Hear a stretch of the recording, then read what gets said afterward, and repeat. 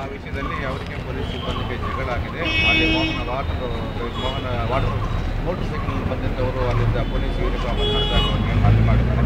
ಆ ಸಂಬಂಧ ಈ 3 ಜನರನ್ನು ತ್ಯಾಗರಾಜನಗರ ಪೊಲೀಸ್ ಪ್ರಕರಣವನ್ನು ದಾಖಲು ಮಾಡಿ ಅವರಿಗೆ ಮ್ಯಾಜಿಸ್ಟ್ರೇಟ್ ಮುಂದೆ ಹಾಜರುಪಡಿಸಲಾಗಿದೆ.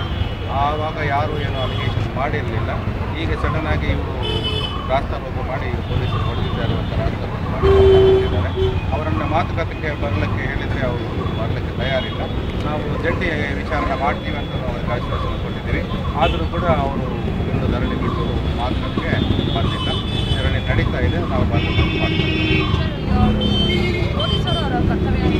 ಪೊಲೀಸರು ಅವರು ಯೂನಿಫಾರ್ಮ್ನಲ್ಲಿದ್ದರು. ಬೆಳಿಗ್ಗೆ ಆ ಕಡೆ ಇದು ದನ ಅಪಹರಣ ಪ್ರಕರಣಗಳೆಲ್ಲ ಆಗ್ತಾ ಇರೋದ್ರಿಂದ ನಾವು ಸಾಕಷ್ಟು ಕಡೆ ಪೊಲೀಸರುಗಳಿಗೆ ವಿಶೇಷ ಸೂಚನೆಗಳನ್ನು ನೀಡಿದ್ವಿ. ತಪಾಸಣೆಗಳ ಮಾಡಲಿಕ್ಕೆ ಆ ಒಂದು ಕರ್ತವ್ಯವನ್ನು ಅವರು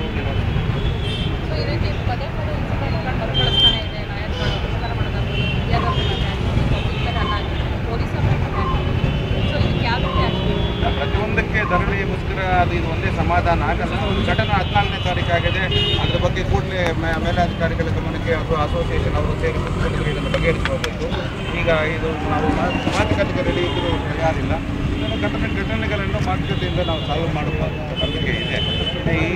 ಈ ಥರ ಘಟನೆಗಳು ಪ್ರತಿಯೊಂದು ಸಲ ನಾವು ಮಾಡಿದರೆ ಅದು ಜನರಿಗೆ ಸಾರ್ವಜನಿಕರಿಗೆ ಭಾಳ ತೊಂದರೆ ಆಗುತ್ತೆ.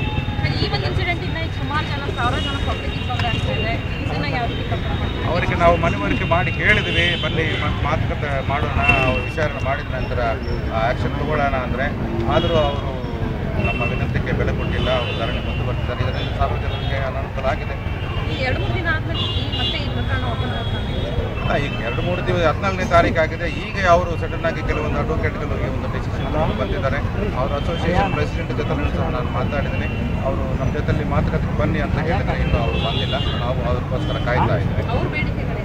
ಅವ್ರ ಬೇಡಿಕೆಗಳು ಅವ್ರು ಯಾರು ಕಾನ್ಸ್ಟೇಬಲ್ ಇಲ್ಲಿ ಹಾಜರುಪಡಿಸಿ ಅದು ಮಾಡಿ ಇದು ಮಾಡಿ ಅಂತ ಪ್ರತಿಯೊಂದಕ್ಕೆ ಒಂದು ವಿಧಾನ ಇರುತ್ತೆ. 3 ದಿವಸ ಆಗಿದೆ. ಇದರಲ್ಲಿ ತಪ್ಪು ಯಾರಿದೆ, ತಪ್ಪು ಯಾರಿಲ್ಲ ಅಂತ ಹಿಡಿದಕ್ಕೆ ಯಾರು ತಪ್ಪು ಮಾಡಿದರೆ ಅವ್ರ ಮೇಲೆ ನಮ್ಮ ಸಿಬ್ಬಂದಿಯವರು ತಪ್ಪು ಮಾಡಿದ್ರೆ ಖಂಡಿತ ಅವ್ರ ಮೇಲೆ ಸಹ ನಾವು ಅಲ್ಲ ಪೊಲೀಸರ ಮೇಲೆ ಮ್ಯಾನ್ಹ್ಯಾಂಡ್ ಮಾಡಿದ್ದಾರೆ ಅಂತ ಹೇಳ್ತಾರೆ. ಹೌದು, ಅವರು ಅದಕ್ಕೋಸ್ಕರ ಅವ್ರ ಮೇಲೆ ಅವರು ಪೊಲೀಸರನ್ನು ಅಲ್ಲಿ ಡ್ಯೂಟಿ ಮೇಲಿದ್ದರು ಹಲ್ಲೆ ಮಾಡಿ ಅವರ ಯೂನಿಫಾರ್ಮನ್ನು ಹರಿದಾಕಿದ್ದಕ್ಕೆ ಅವ್ರ ಕೆಲವೊಂದು ಪ್ರಕರಣ ಸಹ ದಾಖಲಾಗಿದೆ.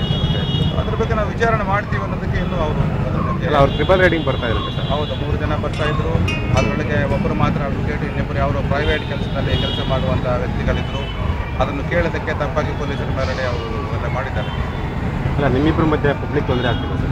ಪಬ್ಲಿಕ್ ತೊಂದರೆ ಆಗ್ತಾ ಇದೆ. ನಾನು ವಿನಂತಿ ಮಾಡಿಕೊಂಡಿದ್ದೇನೆ ಪ್ರೆಸಿಡೆಂಟ್ ಅವರಿಗೆ, ಬನ್ನಿ ಮಾತಾಡೋಣ, ಟ್ರಾಫಿಕನ್ನು ಬಿಟ್ಟು ಮಾಡೋಣ ಅಂದರೆ ಅವ್ರು ಕೇಳ್ತಾ ಇಲ್ಲ. ಅದನ್ನು ನಾವು ಯೋಚನೆ ಮಾಡ್ತಾ ಇದ್ದೀವಿ. ಮತ್ತೆ ಅವ್ರಿಗೆ ಮನವರಿಕೆ ಮಾಡ್ತೀವಿ. ಇದನ್ನ ಕಂಟ್ರೋಲ್ ಯಾವ ಥರ? ಕಂಟ್ರೋಲ್ ಅಂದರೆ ಈಗ ಅವರು ನಮ್ಮ ಜೊತೆಯಲ್ಲಿ ಸಹಕರಿಸಿದರೆ ಕೂಡಲೇ ಕಂಟ್ರೋಲಿಗೆ ಬರುತ್ತೆ. ಸಹಕರಿಸಲಿಲ್ಲ ಅಂದರೆ ನಾವು ಮತ್ತೆ ಪ್ರಯತ್ನ ಮುಂದುವರಿಸ್ತಾ ಇದ್ವಿ, ಹೇಳ್ತಾ ಇದ್ವಿ. ನಾವು ವಿಚಾರಣೆ ಮಾಡೋಣ, ಜಂಟಿ ವಿಚಾರಣೆಗೆ ನಾವು ರೆಡಿ ಇದ್ದೀವಿ ಅಂತ. ನೋಡೋಣ ಅವ್ರು ಏನು ಮಾಡ್ತಾರೆ.